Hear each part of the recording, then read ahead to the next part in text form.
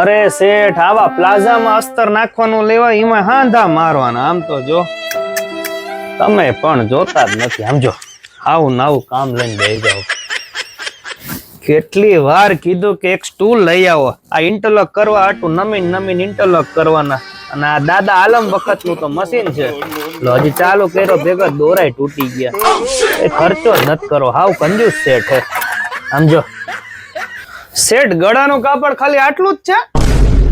આમાં હાંધા મારવા ચીંદેડા છે. તમે પણ ગ્રાહક ને કઈ નથી દેતા વધારે કપડું આપી જાવ. બોલો આટલામાંથી ગળા કરવાના આગળ પાછળ. એક તો ડીપ ગળા, આમાં પછી દોરી કરવાની છે ને. હે ભગવાન, કઈ વડિયા વાળી દોરી કરવાની? હે ક્યાં આવા નવા શેઠ મળી. શેઠ, આજે 1 તારીખ છે. આ વખતે તો પગાર ટાઈમે કરી દેજો. દર વખતે તમે 10-12 તારીખે પગાર આપો. મારે હે ને ઘરે પછી બાજવાનું થઈ જાય છે. રોમ રોમ ભાઈઓ. આવી ચાલુ કોકડીઓ લઈ આવે ને. કેટલા દીથી તમને કીધું કે આ મશીનમાં ઓઇલ નાખવાનું. સમજો હાવ લો ની નીચે વયું ગયું. આમાં ક્યાં કારીગર બે પાંદડ્યા. પછી કે નંગ નથી બનાવતા. શું નંગ બનાવે? આમાં ઓઇલ લઈ આવો. 100 રૂપિયાનું ઓઇલ નથી લાવતા તમે.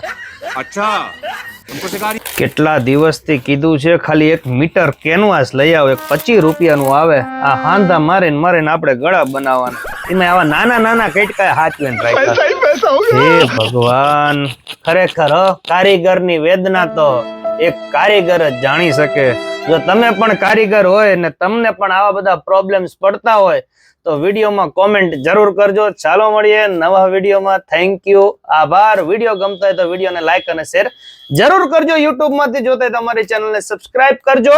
અને ફેસબુક માંથી જોતા હોય તો અમારા પેજને ફોલો કરવાનું ભૂલતા નહીં. હવે તમારે કયા ટોપિક ઉપરથી વિડીયો જોઈએ છે તેનો પણ કોમેન્ટ કરવાનું ભૂલતા નહીં.